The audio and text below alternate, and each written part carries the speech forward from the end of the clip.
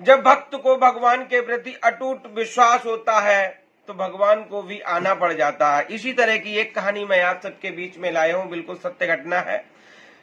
खाटू श्याम मंदिर की राजस्थान के एक छोटे से गांव में एक बिमला जी रहती थी, जो कि बड़े ही प्यार से भगवान की श्रद्धा भाव से पूजा पाठ करती थी। सुबह उठ के नहा धो के और भगवान को भोग लगाना, और हर 11 को खाटू श्याम मंदिर जाना। सीकर जिले जो खाटू श्याम मंदिर है वहां पे जाती थी और वहां भगवान को घंटों खड़ी रहती थी, भगवान की तरफ देखती रहती थी, उनके श्रृंगार को, उनके कानों में जो श्रृंगार होता था और उनके सिर का मुकुट, नयन उनके भगवान के, और भगवान जी के होठ, गाल, आंख, वो जब खड़े खड़े घंटों देखती रहती थी, घंटों, क्योंकि उनको भगवान के प्रति इतना प्यार हो चुका था, इतना श्रद्धा हो चुकी थी कि अटूट विश्वास था भगवान के प्रति। और अटूट विश्वास के साथ ही उन्होंने देखा कि भगवान श्री खाटू श्याम बाबा ने जो ये मुकुट पहना है, क्यों ना ऐसा ही मुकुट मैं भी अपने घर से ले आए और अपने हाथों से अपने भगवान को मुकुट पहनाएं। उनके मन में ये चीज चलने लगती है तो वो वहीं से ही खाटू धाम से एक छोटी सी दुकान से सारा मुकुट का सामान खरीद लेती हैं। जो भी मटेरियल जो भी होता सारा खरीदने के बाद में वो अपने घर चली आती हैं और घर पे वो एक एक छोटी छोटी चीज को सुई में पिरो पिरो के पूरा मुकुट तैयार कर देती हैं। जैसे ही 11 आती है और वो 11 को जाती हैं मंदिर में मुकुट चढ़ा पहनाने के लिए, बाबा जी को, श्याम बाबा को, पुजारी से कहती हैं ये मैंने मुकुट अपने हाथों से बनाया है, ये मुकुट आप पहना दीजिए। तो वहां के जो पुजारी जी होते हैं वो कहते हैं कि बिमला जी ये मुकुट मैं आपका अभी नहीं पहना पाएंगे, क्योंकि 11 को बहुत भव्य भीड़ होती है, बहुत भव्य त्योहार मनाया जाता है, इतनी भीड़ में ये आपका मुकुट मैं नहीं पहना सकता अभी, आज आप मुकुट रख दीजिए, मैं ये मुकुट आपका 1-2 दिन के बाद में पहना दूंगा। इतने में बिमला जी कहती हैं कि मैं मुकुट तो नहीं रख सकती, जब भी मैं दोबारा आऊंगी तो 11 को मैं अपने हाथ से ही मुकुट को पहनाऊंगी, मैं वापस ले जाती हूँ। बिमला जी घर चली आती हैं, वो मुकुट को वापस ले आती हैं और अपने भगवान की श्रद्धा भाव से सेवा करती हैं। सुबह उठती उनको भोग लगाती हैं और बड़े ही प्यार से इत्मीनान से जो भी खाना उनके घर में बनता है तो पहले बाबा को भोग लगता है, उसके बाद में ही दूसरा कोई खाता है। उनके पति भी ये सारी चीजें देखते हैं, वो अंदर अंदर चिढ़ जाते हैं, परेशान होते हैं कि तू सारे दिन मेरे बाबा करती रहती है और बाबा का सारे दिन भोग लगाती है। पत्थर की मूर्ति है, अष्टधातु की मूर्ति है ये, इस मूर्ति में कोई जान नहीं है। जो कोई भी लड्डू आता है तू लड्डू का भोग लगा दे, या घर में खाना बनाते हैं दूध का भोग, सुबह से लेके शाम तक भोग भोग भोग करती रहती है, काम में ध्यान नहीं लगाती है, घर का सारा काम अस्त व्यस्त हो रहा, बच्चों की पढ़ाई भी खराब हो रही है, तू तो सारे दिन बाबा मेरे श्याम बाबा ही करती रहती है और सारी समस्या घर में खड़ी हो जाती है, किसी चीज को नहीं देखती है। वो कहती है मेरा तो श्रद्धा भाव ऐसा ही है, मैंने तो बाबा को लड्डू का भोग हमेशा लगाया और मैं लगाती रहूंगी। तो उनके पति कहते हैं कि चल मेरे साथ में, मैं भी देखूं ये पत्थर की मूर्ति कैसे भोग लगाती है, मेरे सामने लेके चलो, लड्डू का भोग लगाते हैं और वहीं बैठेंगे जब तक बाबा भोग नहीं लगाएंगे। मैं भी देखूंगा अपनी आंखों से जो तू सारे दिन कहती रहती है बाबा को भोग लगाऊं, बाबा को भोग लगाऊं।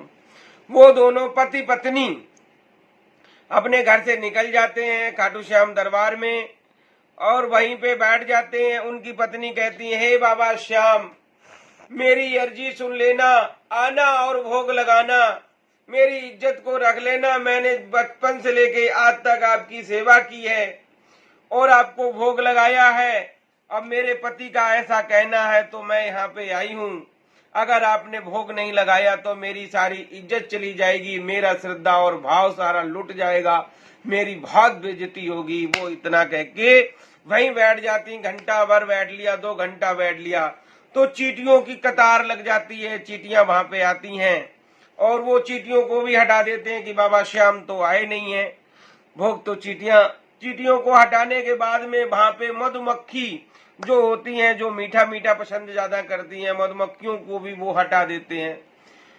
उसके बाद में एक भिक्षुक आता है मांगने वाला कि ये लड्डू का भोग मुझे दे दो, मेरे को भूख लगी है बहुत तेजी से। तो वो भिक्षुक को भी वो लड्डू नहीं देते हैं और भिक्षुक को भी भगा देते हैं। उस टाइम क्या होता है, जब वो इतना सब देखने के बाद में कोई भोग नहीं लगाया, लड्डू वैसे ही रखे हैं, तो विमला जी ने और विमला जी के पति विमला जी से नाराज होने लगते हैं।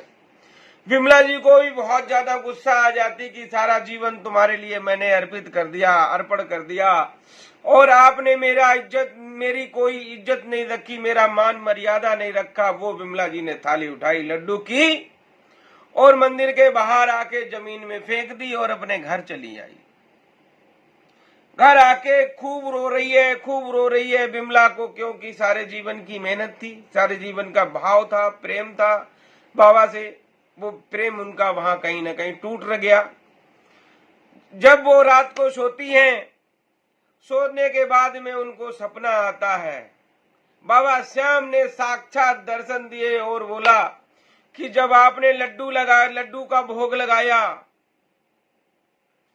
तो जब आपने लड्डू का भोग लगाया तो मैं चींटी के रूप में आया, आपने मुझे भोग नहीं लगाने दिया, मुझे वहां से हटा दिया, भगा दिया। उसके बाद में मैं मधुमक्खी के रूप में आया, आपने फिर भी वहां से मधुमक्खियों को हटा दिया। उसके के बाद में मैं तीसरे नंबर पे भिक्षुक के रूप में आया, बाबा के रूप में आया, आपने उसे भी भगा दिया। ये सारी चीजें, ये सारे रूप मैंने ही रखे हुए थे, वो सारे रूप आपने भगा दिए। तो वो कहती हैं कि बाबा मैं नहीं समझ पा रही थी आपकी लीला क्या है, और वो सारी चीजें अपने सारी बातें जितनी भी थी सुबह सारी अपने पति को शेयर करती हैं कि जो चींटी के रूप में आए थे या जो भी जैसे जैसे भी कहानी मैंने बताई है उन्होंने मुझे, वैसे ही उन्होंने सारी कहानी अपने पति को शेयर करी है विमला जी ने। तो उनके पति कहते हैं कि चलो, और उन्होंने ये भी बोला कि जो आपने मुकुट लेके आई थी मुकुट चढ़ाने के लिए, मैंने वो मुकुट मुझे बहुत अच्छा लगा था, वो मुकुट भी मुझे नहीं पुजारी जी ने चढ़ाया, और वो मुकुट ही लेकर आप मुझे मुकुट पहना जाना। इतना कहने के बाद में श्याम बाबा चले जाते हैं और वो अगले जैसे भी 11 आती है 11 को मुकुट लेके आ जाती हैं बाबा श्याम के दरबार में।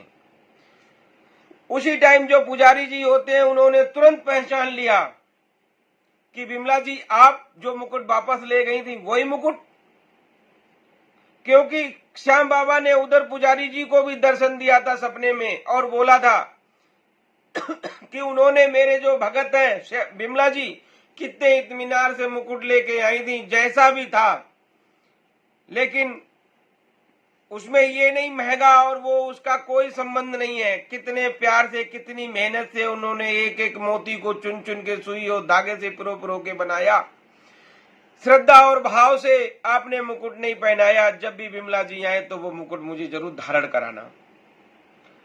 जैसे भी वो पहुंची उन्होंने अपने विमला जी को भी पुजारी जी ने सारी कहानी बताई कि आपके जाने के बाद में मुझे भी सपना आया।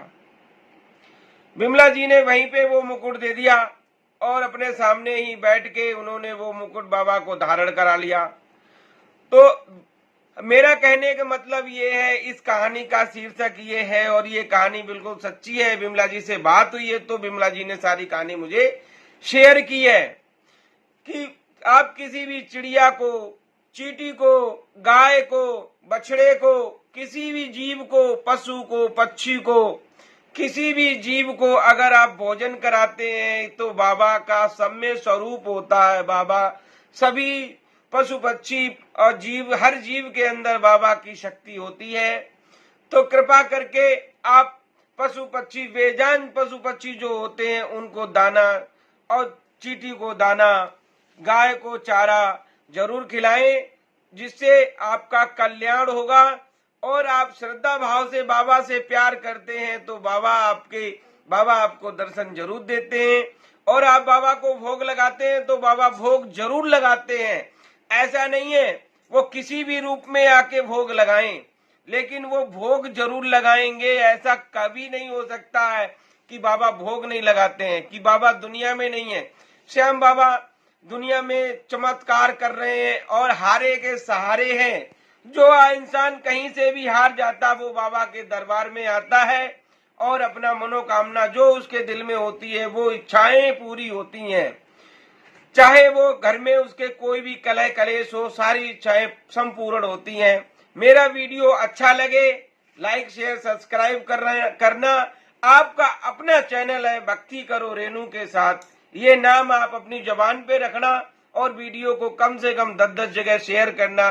कोई इस तरह का भाव भक्ति रखने वाला प्रेमी, बाबा का प्रेमी अगर इस तरह की कोई भक्ति भाव रखता है तो उसका भावना उसकी टूटनी नहीं चाहिए, उसका विश्वास टूटना नहीं चाहिए। विश्वास बाबा के प्रति बना रहेगा तो बाबा उसको कहीं न कहीं उस कृपा जरूर करेंगे। जय श्री श्याम, जय श्री श्याम।